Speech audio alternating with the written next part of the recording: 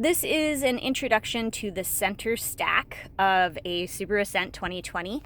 So notice there's an info button, hazard, right at the top. So if I hit the info button, notice how it just adjusts the information up top. I'm just trying to get a good view on it. It shows you the time, the air temperature outside, and then it gives you a little bit of information, average miles per gallon, what our constant miles per gallon are, which we're not driving right now, so we don't get much, and then average miles per hour, and how much fuel is in the tank until you next fill up. So those are a few pieces of information that you also can adjust and get in between the tachometer and speedometer. So notice you have two places to look at these things, which is great because then maybe you want to view digital speedometer here, and up here you want to see how much fuel is the guesstimate on what you're going to get out of your tank. So great to have two places to be able to view these things.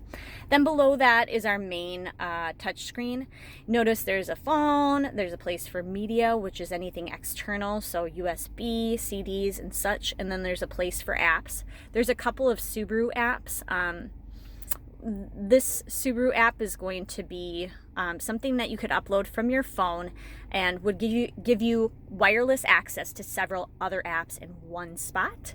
My Subaru is a little bit different than the Starlink information. So what it allows you to do is once you have a subscription, it gives you some of your subscription options on the screen. So if you have concierge, you'd be able to press that and talk to somebody. Or it's just another way to be able to connect with your emergency or roadside assistance or set up an appointment with the service center. Notice that there's a couple of different screens available, and you can actually set up little presets, or maybe you have one person that you like to talk to frequently. You can set up like a quick key to get to them.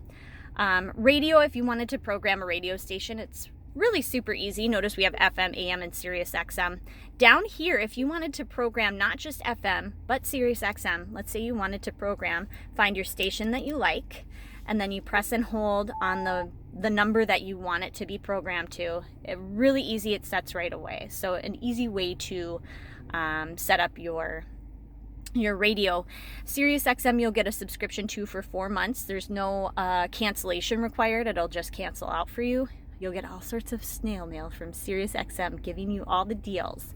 If you are a Sirius XM fan, you can direct tune to some of your favorites. Like I like 60s on 6. I'm a 60s fan, so maybe I want to program the 60s. I press and hold.